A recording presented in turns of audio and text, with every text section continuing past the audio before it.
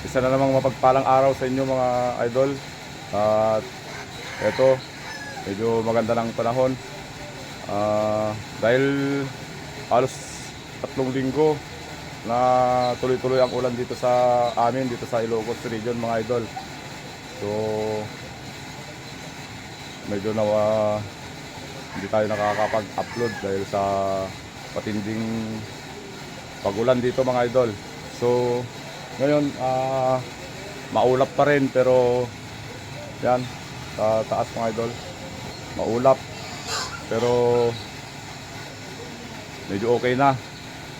Sana hindi na uulan ngayon dahil napakaraming mga pispan na mga idol, yung mga earth pan umapaw na, mga isda nilang alaga ay lumabas na sa kanilang mga pispan. So napakaganda ng ganito pala mga idol, yung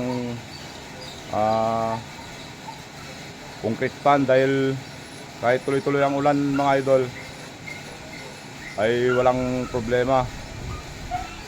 Hindi umapaw mga idol yung pispan natin, hindi katulad yung mga earth pan dito sa amin.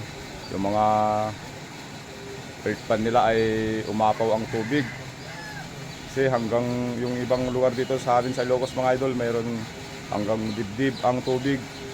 So yung mga alaga nila mga idol na hito, tilapia ay nakawala na, nasa bukid na lahat yung mga isda ngayon mga idol. So napakaganda ng ganito, may concrete pan mga idol. At yung mga iba naman mga idol, yung mga may pisnet sa ilog, nasira na yung mga pisnet nila mga idol. So wala rin yung mga isda nila. So napakaraming nalugi ngayon mga idol sa tuloy-tuloy na pag-ulan, dulot ng simula nung Bagyo Egay, Bagyo Guring at si Bagyo Hana, at kasabay nun yung habagat na hinila ng mga bagyo mga idol. So tuloy-tuloy ang ulan dito. Ngayon lang tumigil mga idol, September 5 ngayon. So maulap pa rin mga idol, parang umaambon-ambon pa rin, pero hindi na katulad ng mga nakaraang mga linggo na talagang ulan, ang tagal ng ulan, ang lakas. So nabaha yung ibang lugar mga idol dito sa amin. So tara mga idol, update ko na kayo sa mga pispan natin. Ito palang malaking pispan ko mga idol, yan, itong mahaba na to, yung 4x8 meters. Wala pang laman mga idol, kasi dulot nga nitong bagyo, yung order ko na 3,000 na fingerlings na tilapia ay hindi pa nila na-deliver mga idol, dahil hindi sila makabiyahe. Malakas ang ulan, so sa daan ay baha. Ayan. So hanggang September 7 daw mga idol ang delivery nila dito sa Ilocos. So hintayin na lang natin yung araw na yun mga idol. Baka sakaling titigil na yung ulan dito. Ayan. So yan, may mga lumot-lumot na mga idol, green na yung natin, pispan natin. So ready na siya para sa mga fingerlings.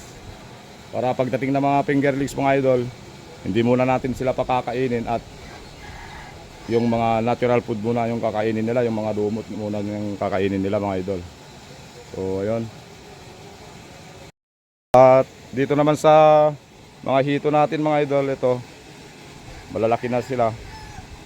Yan, bali 2 buwan na sila nitong September 6. Bukas September 5 ngayon. So 2 buwan na sila bukas mga idol. Tara, pakain tayo para makita ninyo mga idol. So yan, ang papakain pa rin natin ngayon mga idol, dahil agahan nila ay itlog pa rin. Yung puting itlog, yung puti lang niya. Ito lang kasi yung libre na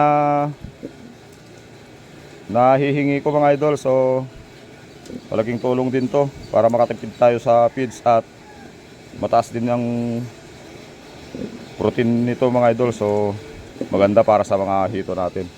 Tara, pakain tayo mga idol. Yan. Lalakas silang kumain mga idol. Malalaki na sila. Yan. Lakas sila.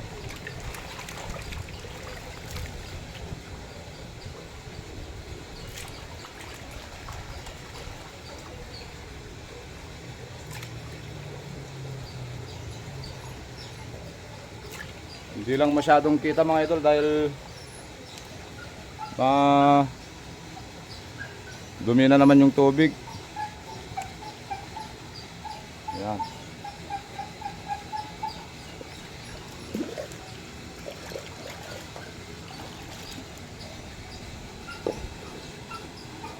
Yan, ubos na yung itlog mga idol. Kunti lang kasi ngayon. Pero dadagdagan ko pa ng commercial feeds yan mga idol. Ito yung commercial feeds natin mga idol na na ferment sa probiotics. So maganda to para bilis matunaw yung pagkain nila sa kanilang tiyan at mas mabilis silang lumaki at iwas na rin sila sa mga sakit mga idol.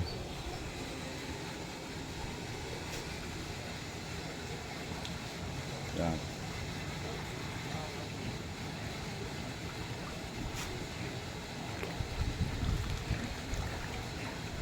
Yan, malalakas silang kumain mga idol. Tagang nag-aagawan na sila. Yan, malalaki na yung iba mga idol. Oh. Yan. Pero may mga maliliit pa rin mga idol. Nasa 4 inches yata yung iba or 5. Pero yung iba nasa 8 inches na yung karamihan. May 8, may 9 ganun ang size na nila mga idol.